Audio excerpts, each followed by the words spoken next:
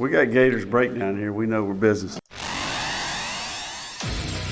Gators Breakdown, because there's never a dull moment in Gator Nation. The Gators Breakdown podcast is ready to go. I'm your host, David Waters. You can find me on social media at GatorDave_SEC. Coming at you with a loaded episode right here, kind of two-parter. First, we talk about the commitment of linebacker Myles Johnson to the Gators. And we have a Gators Breakdown Plus chat where we talk about the excitement leading up to the 2024 season. Ask a lot of Gator Nation not a lot of Gator Nation, but a lot of Gators Breakdown Plus members, part of Gator Nation, what they are excited about as the 2024 season not too far away now. So football season around the horizon, unofficial kickoff next week with SEC Media Days. So, I know we've all been beat over the head with, recruiting not going the way we want it to and how hard the schedule might be and people's predictions of Florida not being all that great for the 2024 season. So I wanted to turn around a little bit and discuss, what we actually are excited about for the 2024 Gators. So pretty good discussion going on right there on Gators Breakdown Plus. So everybody, hit that like button right here. Smash it. Smash it one more time. If you think you did, make sure you did. Smash that like button right here on YouTube. Subscribe right here on YouTube or your favorite podcast platform. If you haven't subscribed yet to Gators Breakdown, hey, what you waiting on? Let's get those subs up before football season. All the coverage that we bring you right here on Gators Breakdown. Plus, as I mentioned, speaking of Plus, Gators Breakdown Plus, you can join. You can take part in the chats that you'll listen to on this episode of Gators Breakdown, but you get access to that Discord. That's where we have those chats, but you can keep the conversation going in like chat, text form as well out there on Discord. Keep the conversation going on many topics, just football in general, recruiting, the other sports. There's TV and movie, all kind of, there's a lot of plus in Gators Breakdown Plus. So we've been trying to get that EA Sports College Football Dynasty for both systems, the PlayStation and Xbox, trying to get that going as well. So a lot of stuff going on in Gators Breakdown Plus, and you can join. Link is in the description there. But plenty of good stuff going on there. As I said, you'll hear a chat to end this episode right after we talk about the commitment of Myles Johnson. All right, so let's go ahead. Let's get to it. Gator Nation, hey, you know what we do right here. We got to commit, and that is Myles Johnson from Brewton, Alabama, 6'1", 220. 24/7 Sports Composite and the On3 industry rankings are in agreement here. Both have him as the 491st overall player, and both have him as the 50th ranked linebacker.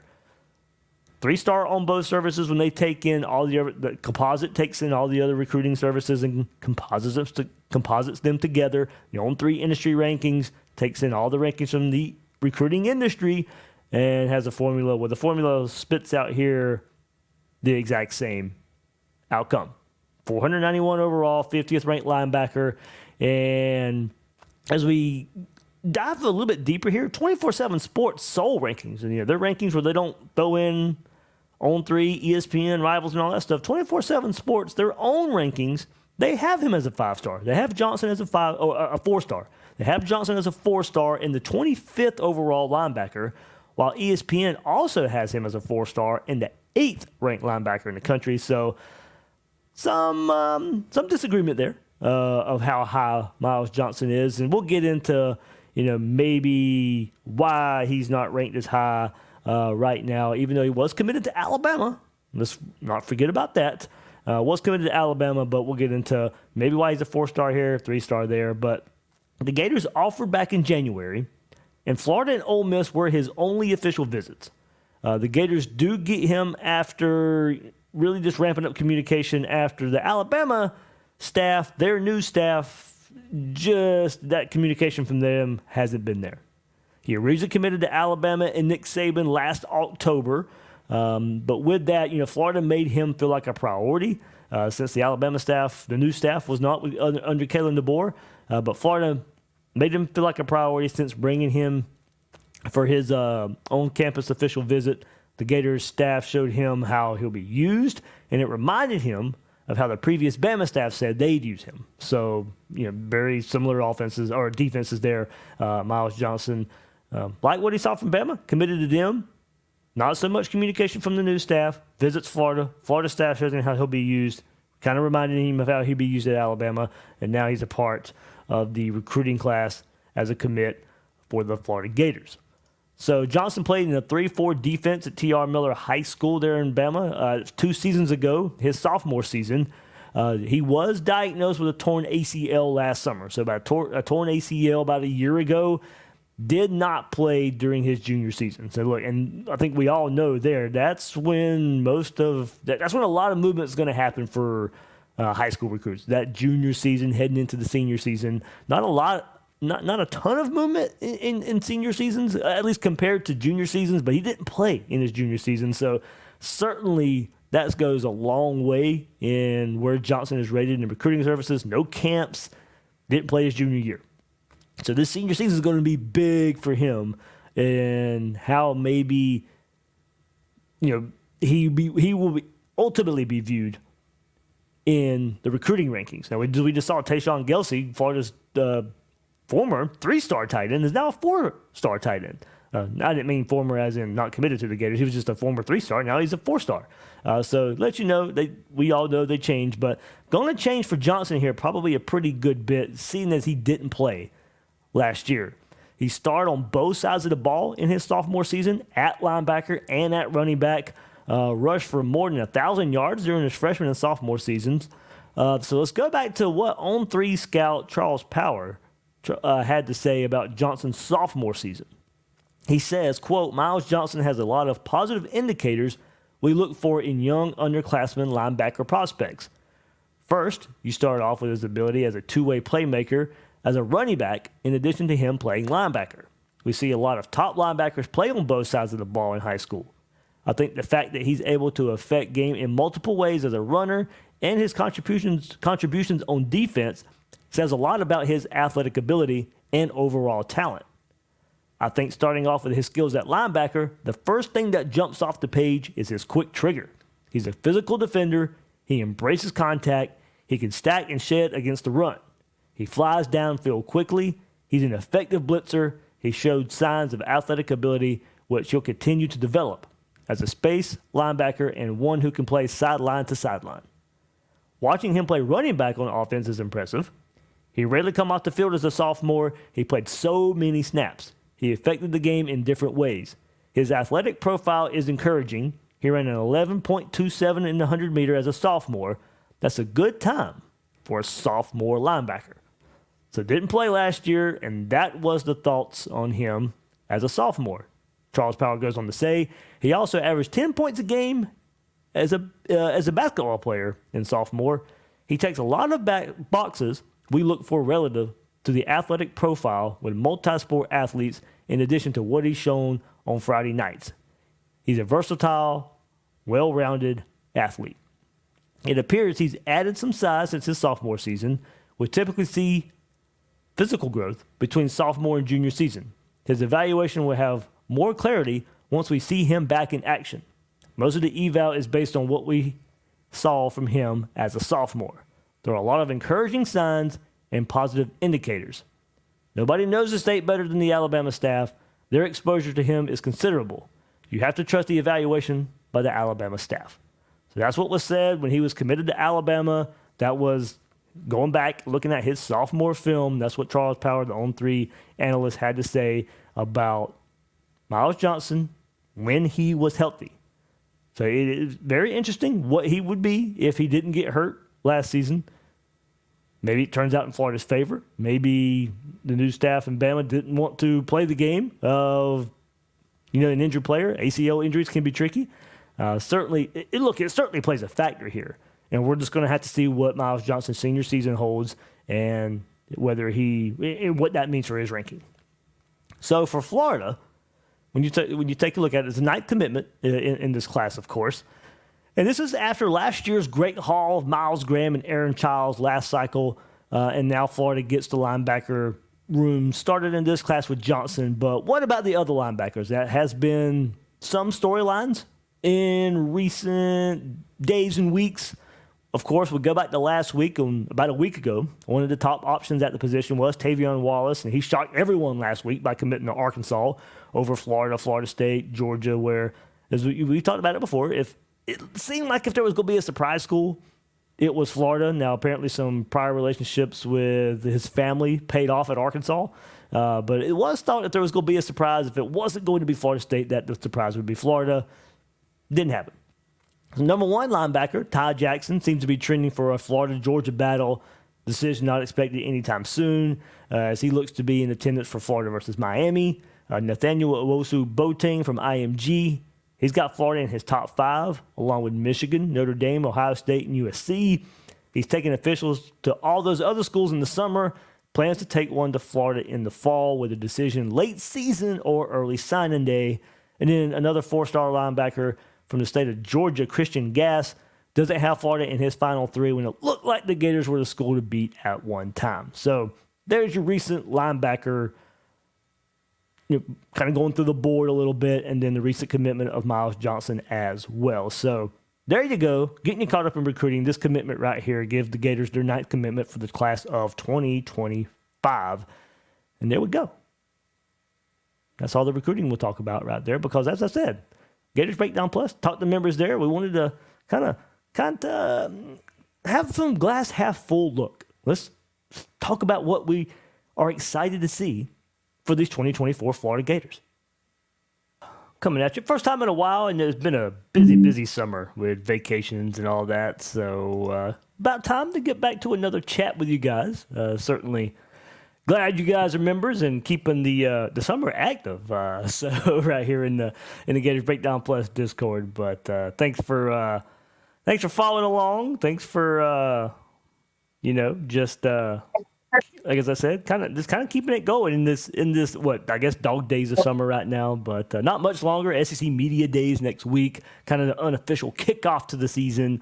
But I did want to kind of chat with you guys. I know, I guess ever since spring, on the heels of spring, I think there was some hope springs eternal, and then in between that and now, recruiting not necessarily going the way. And then, of course, a lot of predictions for the season coming out and stuff. And I think some out there, myself included a little bit, just kind of tired of maybe being beat over the head over some of the negativity out there, or pessimism out there about this team. So I did want to get together with you guys, and the theme of this, I did put it out earlier in the week. Let's have a little bit of fun with the glass half full, optimistic look. What you are excited about for the 2024 Gators. I think there's plenty of angles to go with that there. So, there's plenty of time. We've discussed the other stuff a whole lot. Hey, Gator for Life 77. Mute your mic. Or I'll have to do it. Can I watch these real quick? All right, I'll have to do it. Let's see. Where do I go? The beauty of apparently he came in to not listen to what you have to say, Dave. Yeah, there we go. All right, it's muted on my end now. Hopefully good for you guys now too. So do you want to start? Did the noise go away for you guys, by the way? Yeah. Okay. I can control it. I was just making sure I could control it the right way. But yeah, like I said, it's been a little, I think, tough to talk about some of these things. You guys know me; I don't shy away from it. But I'm excited for the season. I'm always excited for the season. But hey, I did want to get Gator Nation's, and the best way for me to get Gator Nation's pulse of what they are actually looking forward to in the season is to do it through here on the Gators Breakdown Plus chat. So. I'm going to go. I'm tired of talking about the schedule in this way. I am going to talk about the schedule this way. I'm actually excited for the schedule. We all know how hard it is. We've been talking about that, but just looking at the schedule and who Florida plays, and you open up with Miami, you play all the in-state teams, you play Texas this year. I am excited for the schedule. Whether we'll see how it turns out, but who Florida plays, the opponents. I'm actually excited for the schedule. There's a lot of good games in the Swamp this year, with Miami coming in early, of course. UCF's in the Swamp. Ole Miss, LSU toward the end of the year as well. We'll have to wait on Texas to come to the Swamp next year. But I think all in all, let's just shove away how hard it is. It's actually a fun football schedule. If we're all Gator fans first, but if you're a football fan, really close behind that, there's a lot of good games to be excited about. Yeah, I mean, if you're a football fan in general, you should be excited about the season. I mean, regardless, I'm ready to watch the Gators play. I mean, Great season to be a ticket holder, season ticket holder. For sure. somebody, And I have looked at it this way. You know, we given how hard it is, I think because of the schedule, it's actually a good time to build the momentum. You know, because of who you play. If you get those early season wins, you know, I kind of maybe even liken it to that 2012 team when you get that early season win versus Texas A&M, the early season win against Tennessee. Tennessee, you know, they were kind of fool's gold. Everybody were picking them to be pretty good in 2012, but they didn't live up to it under Derek Dooley, I believe. But you got those two big road wins to start that season. And I think that season just kind of built on itself with a pretty tough schedule there in Will Muschamp's second year. So, you know, I can see something like that happen when you get those early season wins. You know, not many people were predicting Florida to get there, and then it just kind of snowballs there. So I'm excited for who Florida plays. I'm excited to have you guys know I don't like cupcakes. Now this is maybe a little too hard, all in all, but at the same time there was just so many good games, and it gives Florida a great chance to kind of shut up the pundits with how hard it is with so many good games. I'm excited to see how it all plays out. Dave, that's funny you mentioned 2012 because that definitely seems like if things can go right in the first half of the year, it could snowball into some close victories at the end. Because I remember 2012, it didn't feel like the football on the field didn't feel like the record we had. that's because the offense was terrible. Yeah. The offense. Yeah, the offense would make some. The offense would make some clutch plays late in games. You know, but the defense gave them that chance. The defense kept them in game after game after game, and they would make that timely play late to pull the game. Yeah, that defense was elite. It was a really good defense in 2012.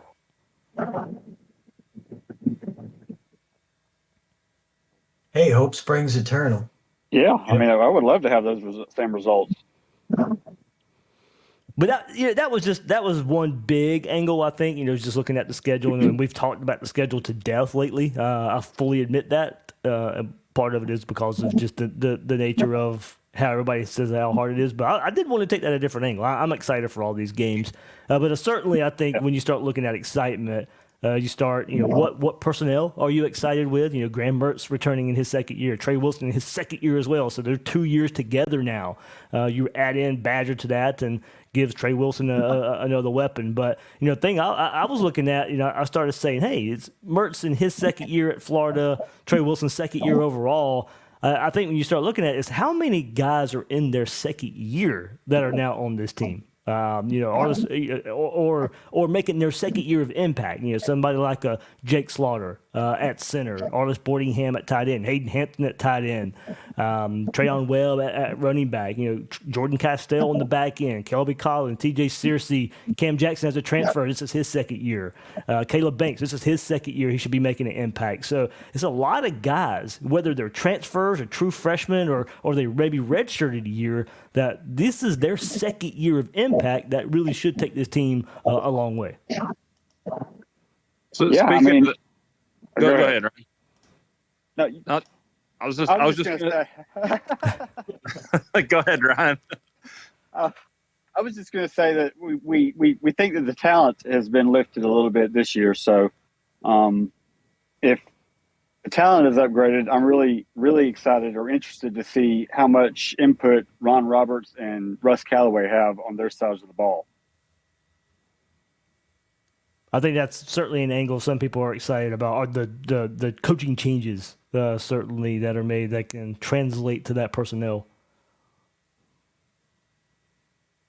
Since we have so many people coming back, you'd think that Phil Steele would rate us high. I mean, that seems to be his modus operandi. Whenever a team has a lot of players that are returning, he jumps them way up. Yeah, that is one of his metrics that I didn't pick up his magazine, but I know he does usually hit that. I don't know if he has. I know he usually comes up with his most improved list. I don't know if he has Florida in that this year or not. If somebody's got that magazine, maybe they can look. Yeah, I don't know if he does or not. I haven't seen anybody say that either. I have to maybe see if it's on the internet while we have this conversation. But I know he usually does that most improved team as well. And given, as you said, Bull, the experience. I mean, that's one reason the ESPN FPI like Florida. They had Florida. I think it was the fourth, if I remember off the top of my head, the fourth most experienced team there, and that really boosted Florida's FPI into their little formula there. So certainly, guys in their second year, guys in their third year that have come with Billy Napier as well. But there's just a ton of guys that are in their second seasons that I think, of course, are going to go a long way. If this season goes the way we want it to go, it's going to be because a lot of those guys are in their second years. Yeah, Dave, I've actually heard some people talk about Phil Steele's magazine. He does have Florida as one of the most improved teams. He thinks Florida's going to win maybe 6 or 7 games. We're the number on his list in the top 15. We're number 10. Okay. After FAU. A big company Steele's there. been the kiss to death before. Yeah, I see. By the way, I see it. We've had a horrible season. Yeah, I see it now. East Carolina was named number 1 on Phil Steele. The other teams on the list: Nebraska, Louisiana, Indiana, Marshall, UCF, TCU, Colorado State, Arkansas, FAU, Florida, Auburn, Cincinnati, South Carolina, UAB. We played 2 of those. Which 2? We play South Carolina and UCF. We don't play South Carolina.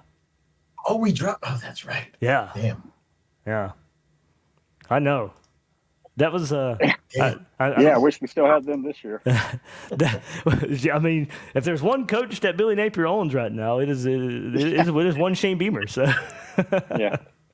I'm trying to Texas for you, South Carolina. yeah. Is it too late to go back to divisions, Dave?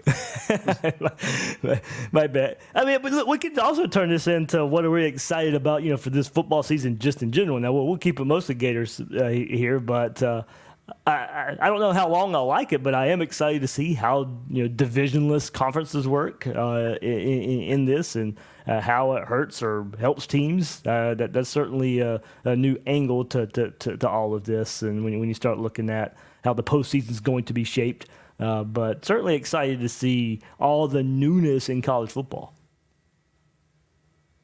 Dave, do you know how they're going to pick the SEC championship game? Is it just the top 2? Yep. Okay. Now, And then it'll go to head-to-head. Yeah, Right. Yeah, And then tiebreaker, next best I'm sure. opponent, like we always do it. I'm assuming that. I hope there is a summary somewhere. Maybe that comes out with SEC Media Days next week. I'm sure there'll be some kind of handbook or whatever given out. And I know they sent an email this week, so maybe that's in there. I haven't had a chance to dive into it yet. I will try to remember to look at that and see if they do have all the parameters. Sometimes it ain't gonna be just as easy as 2 and 3. There's going to be a lot of same records in there, I believe. So I'm sure head-to-head will probably be the first one. But if they don't, what if they don't play each other? I mean, so we've seen Missouri's schedule this year. Say Missouri finishes second or third, and they don't play hardly any of the top teams there. There's a good chance that actually happens because of how easy their schedule is. What is what's going to be the tiebreaker there? Yeah. I remember Right. seasons where When I renewed my tickets, you usually have to choose the east side or the west side. That option was gone. For the because you purchase SEC championship tickets every year, right? Every year. Yeah. On the faint belief that we might go. Right. So how does so what they Nobody. say? What Nobody's gonna like the tiebreaker, Dave. Oh yeah. It's head nobody to ever head. does. No, it's worse than usual. It's head to head, and if there is no head to head tiebreaker, then it's the tiebreaker against the number 1 seed, like whoever beat the number 1 seed, which nobody's going to do. Oh. So then, what it really comes down to, coin flip. No. Oh, man. There you go. All right, hey, No, I've got it's the not. solution. That's a lie. I've got the solution, guys. That's a lie. I got the solution. The new college football video game comes out next week. Just have them play virtually. Similar. There you go. There you go. No, but the way it works is, like, let's say Georgia's undefeated, and then Yeah. you have, like, Texas and Alabama both have one loss, but to two different teams. Yeah. So I remember when we had, like, it was Georgia, Florida, Tennessee, or I don't know if it's those three, but there was like a list you had to go down, and it was like 6 deep at some point where it was like, I can't remember what it was, but it's going to be pretty darn detailed. I imagine it's going to be more detailed. It's Now going to be they're cutting like through a all that 10-point list of coin. tiebreakers. yeah, I mean, it's a coin flip. That's ridiculous. Yeah, I mean they're cutting through No, all that. it's- They're saying, no, that takes too much Is that time. real? 50-50. I mean, at that point, just go Fails never fails. go overall opponent record or something. Before you get to a coin flip. Like if coin flip is like the 7th, 8th option, okay, all right. If you've gotten that far down, okay, maybe so, but not that high in the list of options of how to determine who goes to Atlanta. Be like total points scored. Well, anything. they try not to do that, so there's some gamesmanship in the sport. Like, say Florida has no cupcakes this year, so just I'm thinking out loud here, and we're not putting Florida in that situation, but Florida doesn't have many cupcakes, so would they have a chance to build a score? But all right, if Florida gets to put it on, Samford Score against common components? right? opponents? Maybe something like that, yeah. But all right, well, let's go put 90 up against Samford just in case. It's going to come down to total points scored. Hey, that used to be. It used to be when they voted on it. That was part of it. Go run it up. That's one of the reasons Spurrier always ran up the score. Style points mattered.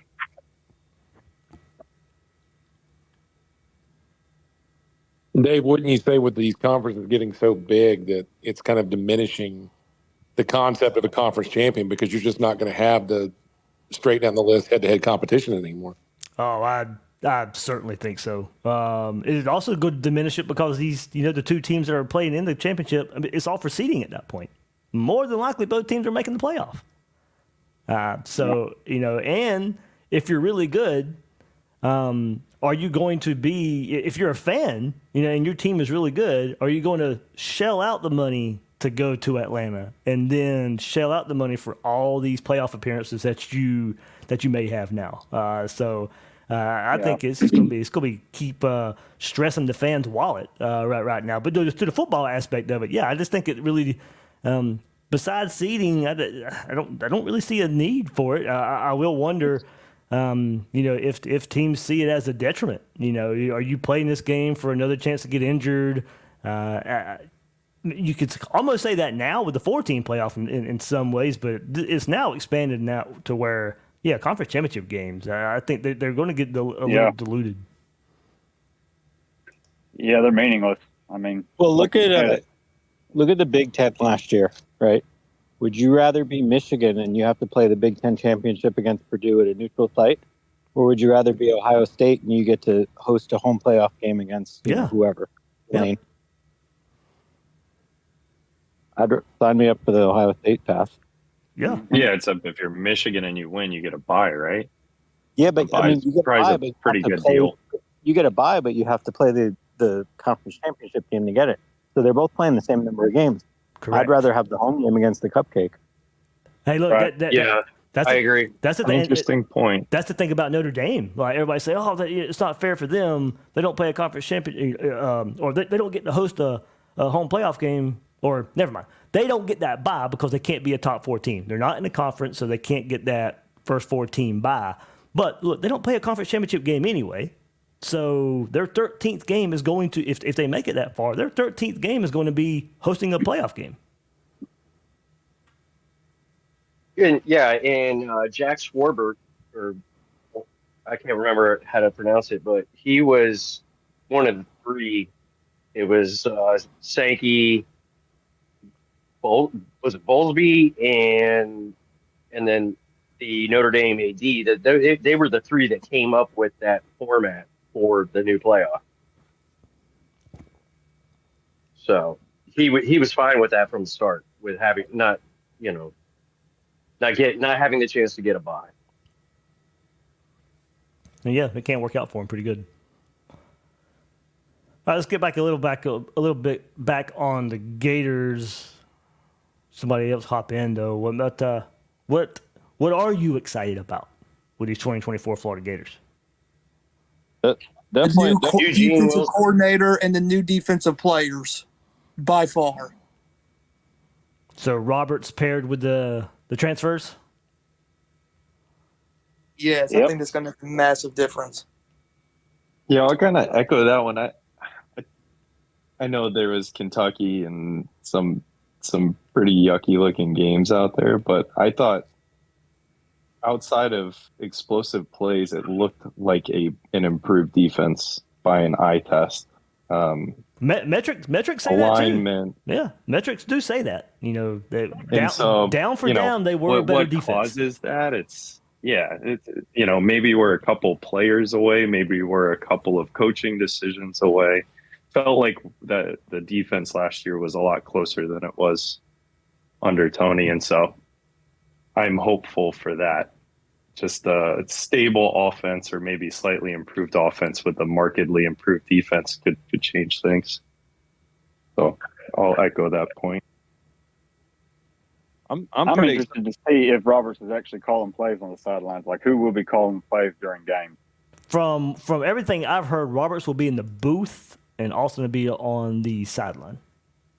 And Austin will be the one calling plays. That's perfect, so you won't be able to tell. But Austin will be the one calling plays if this makes sense. I don't know how this will work, but the way I've heard it is Austin will be calling plays, but the defense will run through Roberts. So however they figure that out, whatever that means, That means Ron Roberts is calling plays in the booth, and Armstrong is relaying them to the field. So that's what I would hope it means. Ultimately, I've been told it's Ron Roberts' defense. That's what I've been told. I am putting all my faith in him and the safety play and limiting explosive plays. That's the key. Like, just limit the explosives. The offense is going to be fine. But see, we might end up. To me, that also could mean, game planning all throughout the week. It's, Roberts, Armstrong working together. That's just how these things work. I mean, that still could mean, even though that's quote unquote Ron Roberts' defense, that Armstrong's calling the plays within that defense. Like I said, it's going to be an interesting dynamic. I don't know. It had to be behind the scenes of how you figure out how this thing works. I don't know if Napier will come out and say word for word how it's going to happen. But maybe that's just the way it's been explained to me. Well, if Napier wants this to be a formidable team and a formidable defense, he probably needs to have Ron Roberts taking care of the business. Because wasn't Auburn's defense good last year? They were. And I'm not ready to shun away Armstrong. I do think there was a lot he could learn last year. We talk about players developing all the time. We talk about guys making a year one to year two jump. I think that can translate to Austin Armstrong as well. The whole thing with Roberts, that took place a little bit later. There was a while we thought Austin Armstrong was going to be the defensive coordinator. In a lot of ways, he's still going to be. But there was still hope that he would just take all the lessons learned from year one and translate to year two. So I'm not ready to give up on him after year one, but I do think it's going to be very beneficial. He has somebody to lean on, somebody to learn from, and if it doesn't look right or early on, or if there's tendencies that maybe in year one that doesn't need to happen again in year two, that you have Ron Roberts to see those things and correct those things, and Austin Armstrong can still learn along the way. Yeah, I think that Roberts just provides like that nuance. So. Yeah, the book is not written on Austin Armstrong. He's still such a young coach. Yeah, he's just not ready to be the DC of an SEC team, I think. I mean, he's got potentials there. I just think last year, it was probably a move out of necessity. I just don't think it was a wise choice. Alabama wanted him as an outside linebackers coach, and we hired him as a defensive coordinator. So, I mean, from everything I was And it told, wasn't I love his emergency passion, hire, though. really. Like when Tony left, Armstrong brings that fire. yeah, he's got that boom in him.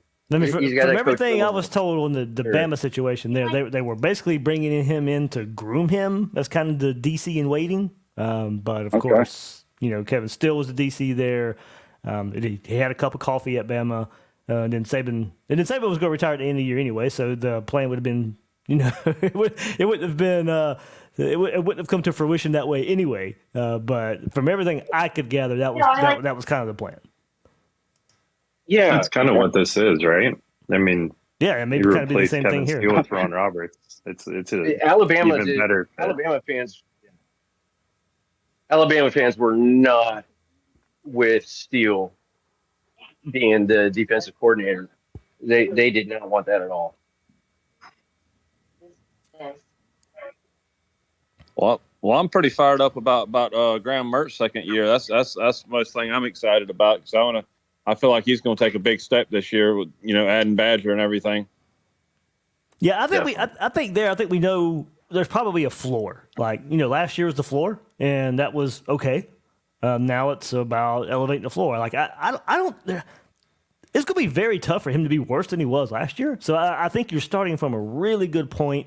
I think we saw the progress throughout the year. We saw the struggles early on versus Utah and Kentucky and the offense, really struggling early on in the season. But then, we saw game by game where, don't get me wrong, there were some hiccups along the way in the second half of the season as well. But we saw a better offense, and now I think certain building blocks. I think, and the focus is we've talked about it. I had Graham on the podcast. We've heard from Graham all throughout spring. We've heard him on various things. We know, and they know, the focus is getting better at throwing the deep ball. It has certainly been a focus there. Getting Badger is certainly going to help. Trey in his second year as well. DK coming over. I know Graham Mertz is a big fan of DK coming along and being a teammate of his again. So certainly you can see the foundation being built last year and certainly being able to build on that.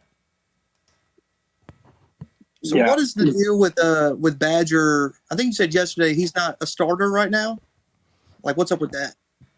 Yeah, I know it got shared on one of the message boards. I forgot, but I think it was Gary SR Gators. Gary Condren sharing that he probably won't start the season, and I got some people in the tizzy of, is he not going to play at all? Is it a back injury? Is it going to be held back because of the back injury that was reported to be a pretty big hang up during his recruitment in the transfer portal? And certainly just seems like, he came in late, didn't go through spring. That's really all it is. Pretty much, hey, you go spring practice to come around and got to learn the offense and basically got to earn your way onto the field. And somebody else brought it up too. I don't take that as much as, the whole Billy Napier not playing. Billy Napier's done a pretty good job at playing the right guys, playing young guys when they proved it. I mean, Trevor Etienne, Trey Wilson, two true freshmen throughout the last couple of years we've seen. We heard Lorenzo Lingard all throughout spring camp and all throughout fall camp. Well, it was Trevor Etienne that was on the field versus Utah in the Swamp Game 1. Mm-hmm. So I think if he's ready to play, he'll be out there and play. Now, I hope it doesn't get too strict on that. You find if he's not ingrained into the whole offense, you find ways to get the ball in his hands and let him make plays. You build the offense to where you can build it with him throughout the season, but you still find ways to get him the ball. Look, if he doesn't start the very first play versus Miami, okay, but if he goes on to have 7-8 catches and 100 yards and a touchdown or two, I don't care if he started the game or not. So it's all about finding the way to use him along the way.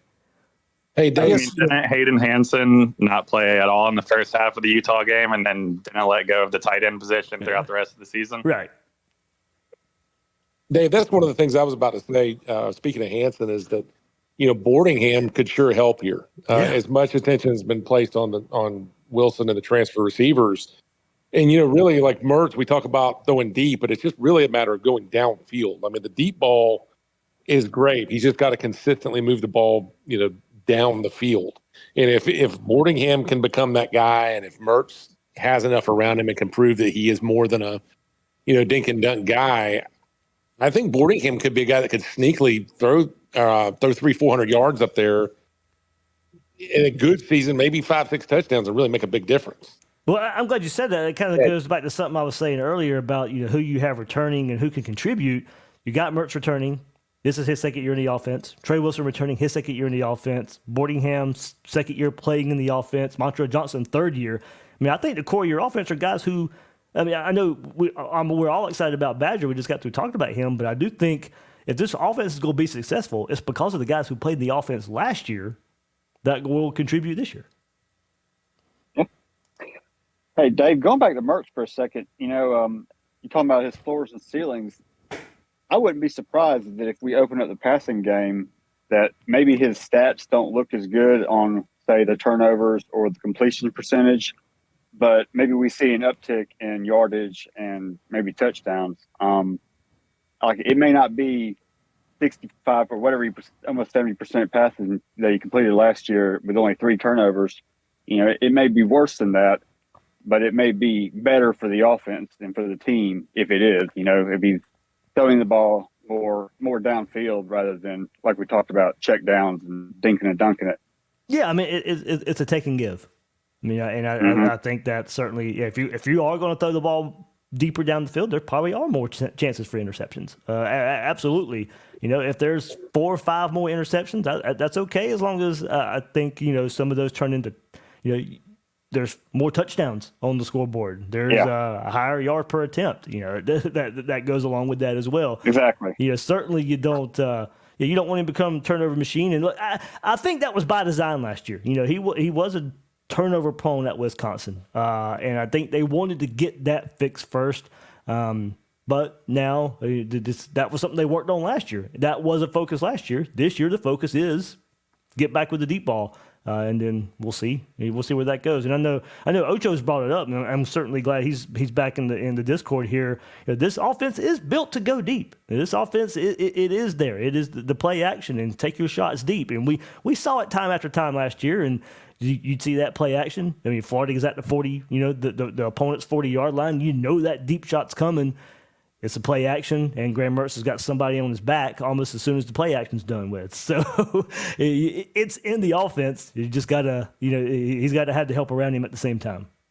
Yeah, one thing you need to take those deep shots is a good offensive line. So what do you think about our starting 5? I'm sure glad we have tackles playing tackle. I was going to say that overall about the offensive line, the secondary as well. I'm glad to finally some sort of competition on this team.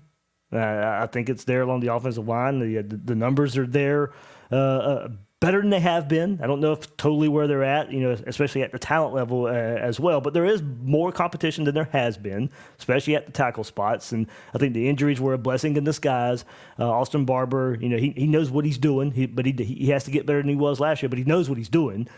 Cam Waite's going down, so your transfers take pretty much all the reps at tackle in the spring, and I think that sets up for a pretty good competition, especially on the right side with Cam Waits and Crenshaw Dixon. I think you probably feel pretty good about the winner of that one, given Crenshaw Dixon's coming in, certainly was thought to be fighting for a starting spot, and then Cam Waits gets injured again, so there's a nice little battle there. I think, Barber probably has a leg up, even though missing spring on the left tackle. But given Manuel comes in and takes all those reps in the spring, I certainly think it should be a competition after what we saw at that spot last year. So, if we're going to go back to the point of the coaching staff playing the right guys, I hope it is a true competition in the fall. And whoever wins, I think you can feel better about than what we saw last year. What do you think the running backs situation, like the as far as the depth chart goes, shakes out as, Dave? Because I think Montreal definitely is going to start, but it's like you definitely wonder what's going to happen with Trey Webb and the freshman running backs. How much playing time they're going to get. I was thinking about that separately on my own anyway, and I don't want to take the easy way out here. I can see Montreal being your guy, majority of the carries, and then behind him, maybe it's running back by committee.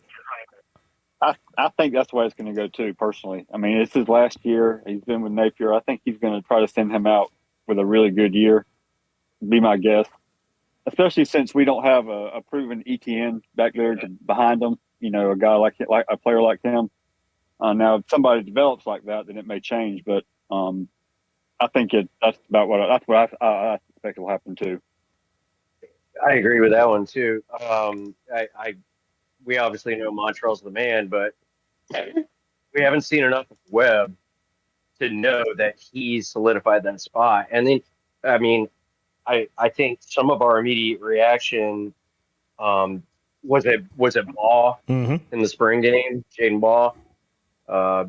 That was some pretty explosive stuff. And then once I went back and watched it again, I'm like, wow, this cutback is really explosive. I didn't see that from Webb, so it could be by committee to start the season. Although Billy's pretty good at making the right pick of who's going to play, but as they get experience going down through the season, that it might end up being somebody else that emerges as that solid two back, especially if we have the season that we want, where we're winning these games early in the season and we're making a run at the end of the season. Sorry, I said making a run. You know, that seems pretty far-fetched, but hey, we're undefeated right now, right?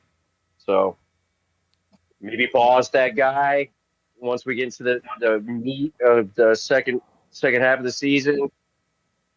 If he emerges as the second best running back, just roll with it. That's the thing with the running back position. You roll with who's hot, right? I mean, everybody gets really. Some coaches can do it like that. I mean, we've all seen. I mean, what happened with Pierce over and over? Like Mullen took him out. We're like, what's going on here? Like, just leave him in, let him tote that rock, let him keep that rhythm going. And then, and he pulls them out of the game, and, we're like, what you doing, Dan? Man. Yeah, Jacoby Jackson, Kanan Daniels, the other two guys in there, too. I mean, Florida's deep. Yeah. I think that they're pretty comfortable with all those guys. They are really good at scouting that position. There's no doubt about it. They know what they're doing there. And if we could just get that, I mean, they're good even they're good at coaching up their offensive line for run blocking too. It's just we've had issues with pass blocking last year. But going to that point, we're gonna run the ball a ton, and we're gonna figure out who our best guys are. I have no doubt about that. That's the least worry I have on the whole team. We talk about the passing game, downfield, intermediate, dumping the ball. I mean, throwing the ball, we just need chunk plays. Explosives every once in a while are great, but just keep, like somebody else was saying, just keep the ball moving down the field. It'll help the defense then too. So, yeah, ran over. That's the thing about the offensive line too, and I know that position group is probably the one most people are looking forward to on the offense, of how they perform and how far it goes in helping this team. Guys returning, playing some snaps. Yeah, you hit the transfer portal for the tackle spots, but there's guys who played a lot of snaps in this system now. This is where this is the year I think the development has to pay off. Is development is going to be your calling card, and you've been able to put some guys in the league at Louisiana along the offensive line. If development is going to be your calling card, well, you've had this system in place for 3 years now. I mean, this is the time that has to pay off. So, something else that I guess you can be excited for is, if the amount of snaps that have played together, that have been in the system under this 2 offensive line coach system. I know they get slammed for recruiting, and I know they got slammed a bit for taking a step back last year. But in year 3, I think it's time to see if the development's the calling card. We need to see that play out on game days. Yeah, absolutely. How much do you think Russ Callaway is going to have to do with the game plan every day? I think he's going to be, from everything I can gather, he's going to be pretty involved. Now, Billy Napier's still going to call the plays, but I've been told there's going to be heavy input from Callaway. And that's coming from sources. That's coming from quarterbacks of how much they are working with Callaway. Something they weren't doing before last year. There's a lot more work involved with Callaway and the quarterbacks. And also, let's not forget, with this unlimited coaching situation too, Ryan O'Hara's going to be a lot more involved than years past there. So that can certainly help the coaching as well. But I don't. The game day operation, I'm not so sure how much changes. I think also we got to throw into the mix now of the in-helmet communications. Last year it was Callaway signaling in the plays Billy Napier would call. But now it may be a little bit easier with the in-helmet comms of how all this is going to work as well. So, if Callaway has more input, there's more time, and it's easier to get that input in because of the in-helmet comms.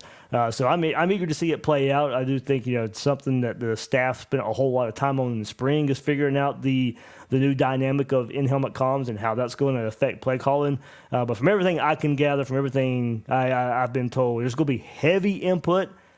Don't necessarily know what that means. During the week, I don't think much changes during the week. It's heavy, get the staff together and come up with a game plan. I don't think that's going to really change all too much. But the game day situation, Napier calling plays, whatever heavy input means from Callaway, we'll see. Look, and who knows? I'm going to caution myself here. If this offense takes this huge jump this year, or if it takes a jump, if it's more consistent, if it's better, what are we going to attribute it to? Is it going to be the talent in their second year? Is it going to be Russ Callaway on the sidelines and calling plays? So, or having more input. So, there's a lot of ways to break that down. So, talent, Callaway coming in. If there's a jump, certainly there might be multiple ways to look at that. So the thing about Callaway is that I think he already had a ton of influence in the play call, not the play calling, but the game plan itself on that side of the ball. If anybody watched what was it, Gators game day with Seth Varnador and Bud Davis. They explain they show how much of the air raid we're running. And I don't think Billy has much history of that in the past. And they showed how much air raid there is in the passing game already last year. And I think, well, I had Seth on before. Now, there's a lot of concepts that bleed over from, air raid. Well, they're calling it like Frankenstein now. So now it's like, okay, so we have these air raid elements, but we're also integrating it into what is that zone run game that Billy and Sale are so, ingrained on. Or wide zone, the Shanahan offense. But the passing game is a lot more air raid than we thought. What game was it last year where we thought, like we said it in the Discord while we were watching the game, like where were these play calls, in the earlier part of the season? And they were both pointing out that fact that people were saying that, and that no, these concepts were already in the offense at the time. So I think Callaway already had a heavy influence in that, and it started to click in the second half of the season, and it was working, and that's ultimately what led Billy to be like, okay, you've already proven your worth. You've helped us grow Mertz into what he's been able to do. He's completely changed from what he was. Now this season, Mertz is going to definitely make another step. And I want to segue that into what are we expecting from Trey Wilson this year? Is he gonna be that type of guy that I'm not gonna say it? He's not the next Percy. I'm not doing it. But what kind of player are we gonna see on the field? Like, you ask me what I'm looking forward to in this offense this year is Trey Wilson. That I believe that guy can make the difference on the field in a big way. I think he's our best offensive player. Well, yeah, I'd like to hear your thoughts. Yeah, I mean, he definitely is, and I'm going to go back to what Billy Napier said in his spring speaking tour, and I don't think much more actually has to be said to this. Is on Trey Wilson, Billy Napier's quote was, "We're going to wear him out." So expect Trey Wilson to get the ball in a multitude of ways, a lot like he did last year. And honestly, the next step is becoming more of a complete receiver, and as we talk about downfield passes, him being involved more down the field as well. So that comes with more experience. That comes with more experience with your quarterback. It also comes with some other weapons to help you there. So I think all those boxes got checked for Wilson. So I certainly see, and look, he's putting in the work as well in the offseason.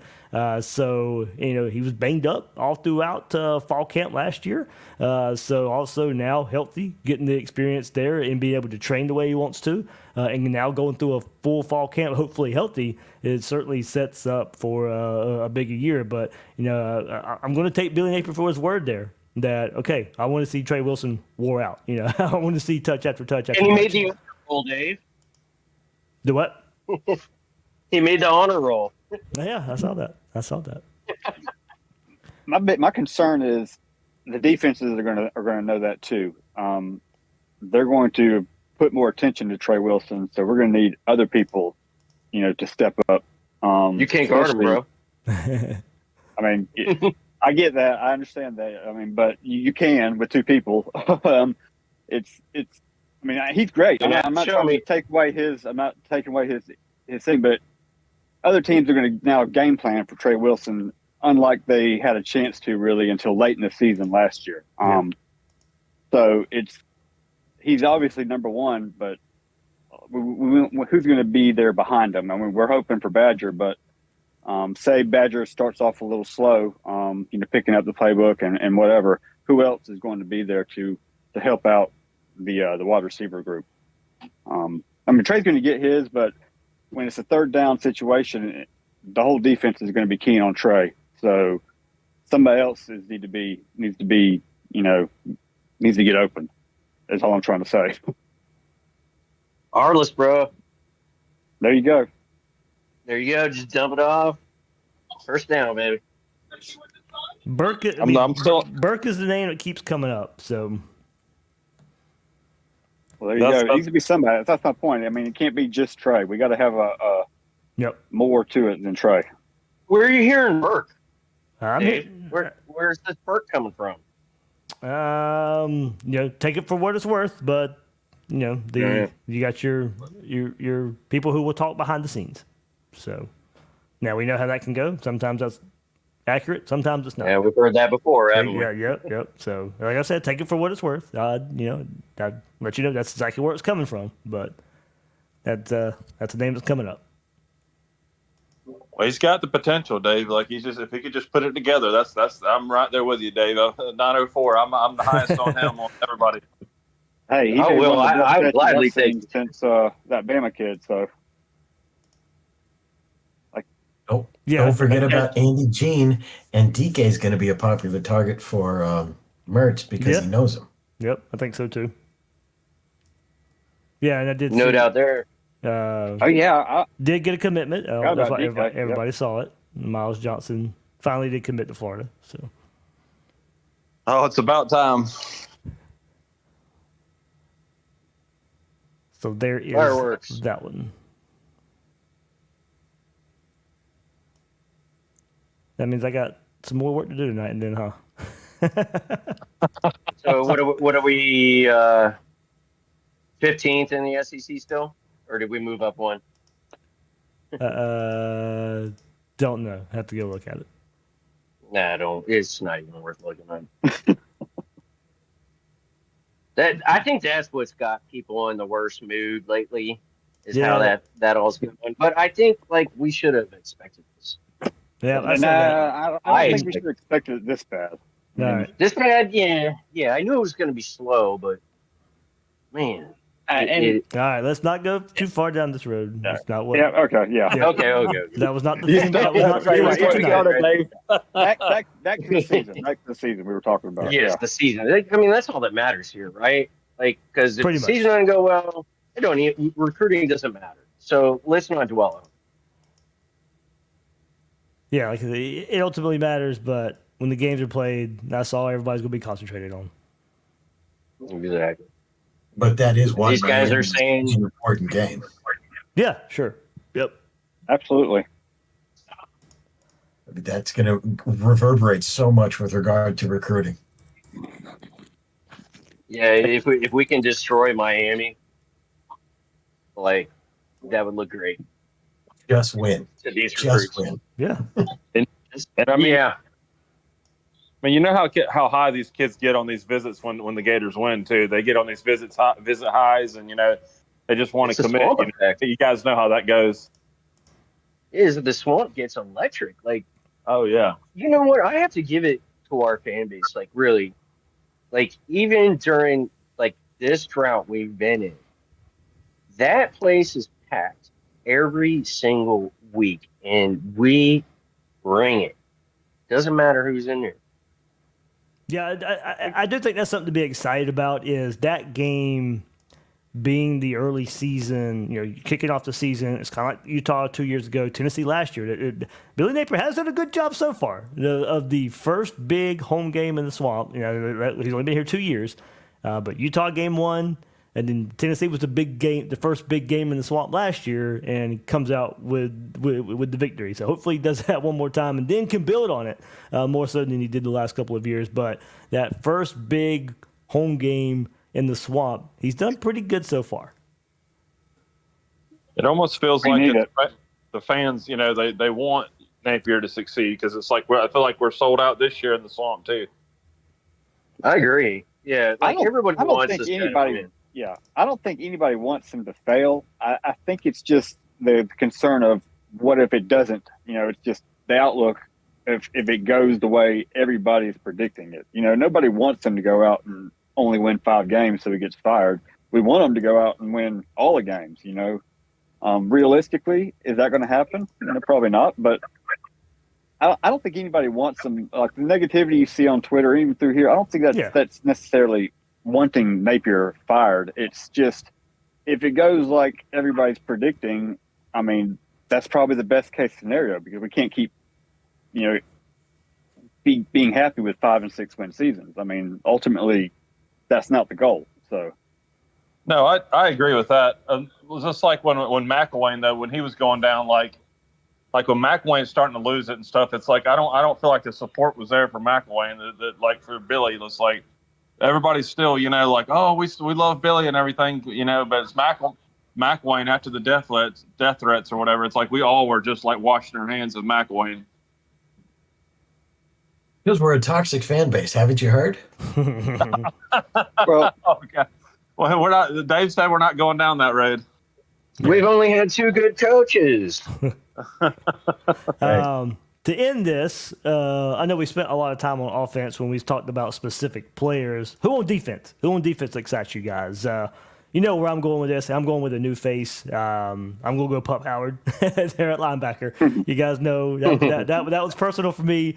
That drives the excitement of me seeing him. I think he's going to be on the field early and often there right beside Shamar James. Certainly ready to see him return as well. Excited to see him be healthy there, but also for him to have a true linebacker beside him, one he doesn't necessarily have to make up for. Now, he may have to bring along too because, Pup needs some experience, but at the same time, it's such an instinctual position that I think Pup Howard's going to come in and play a whole lot of snaps and a whole lot of good snaps for Florida there. But, up front, I think a whole lot of familiar names, but Joey Slackman coming in from the transfer portal as well to go up there. And then, of course, in the secondary, what Florida did at safety in the transfer portal there. But is it a new face for you guys? Is it a returning player that you're most excited about as far as personnel goes on the defense?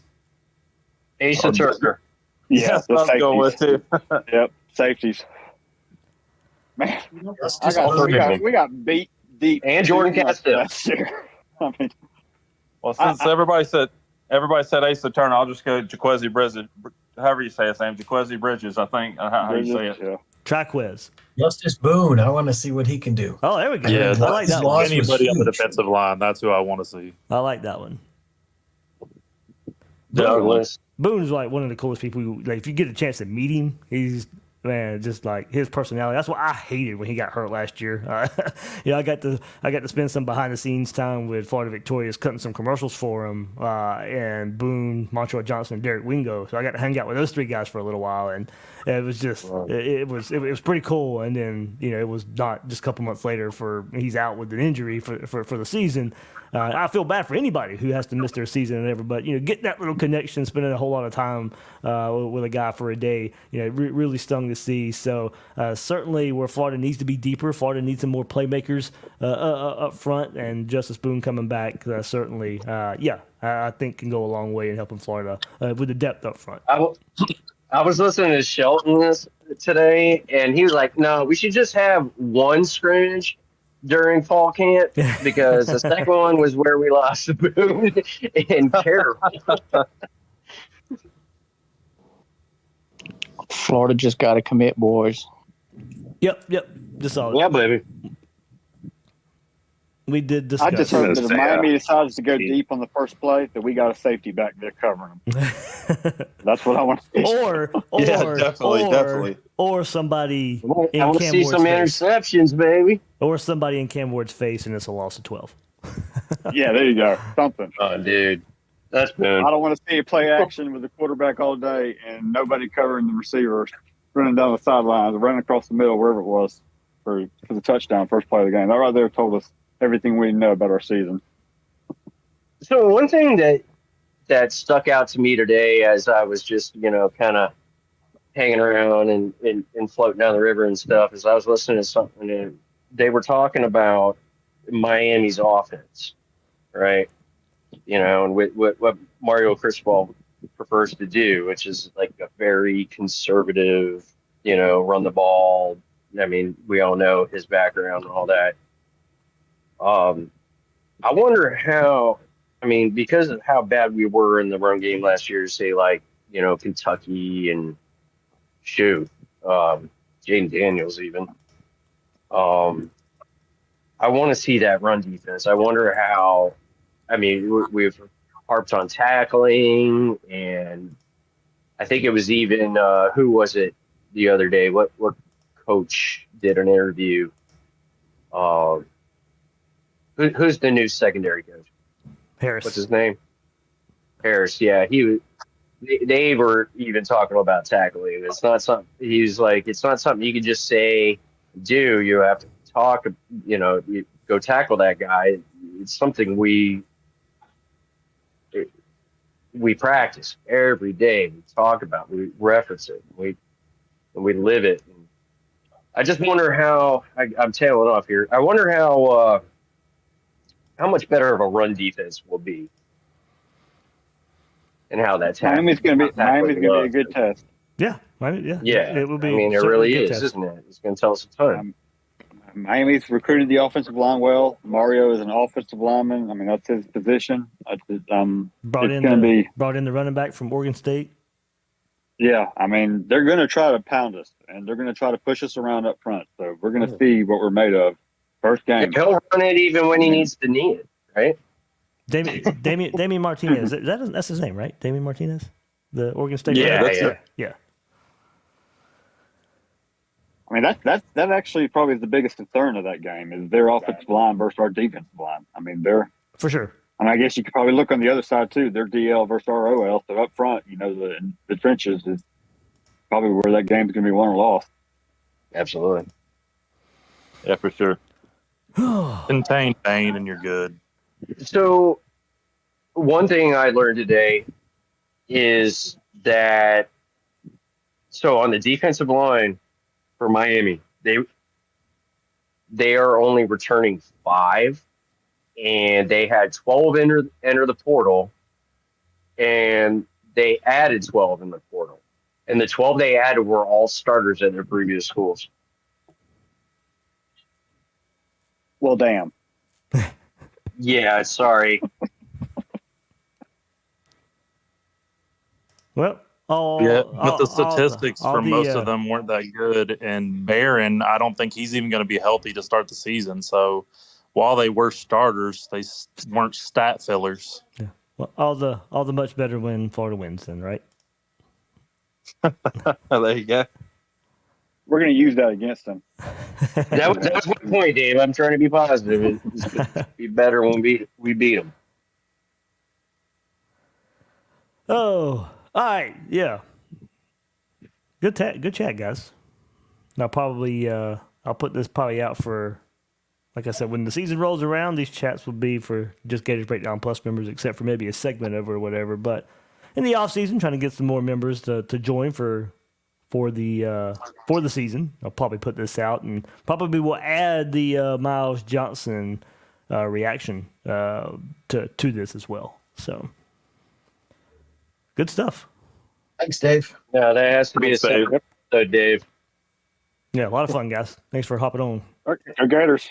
Go Gators. Go Gators. Go Gators.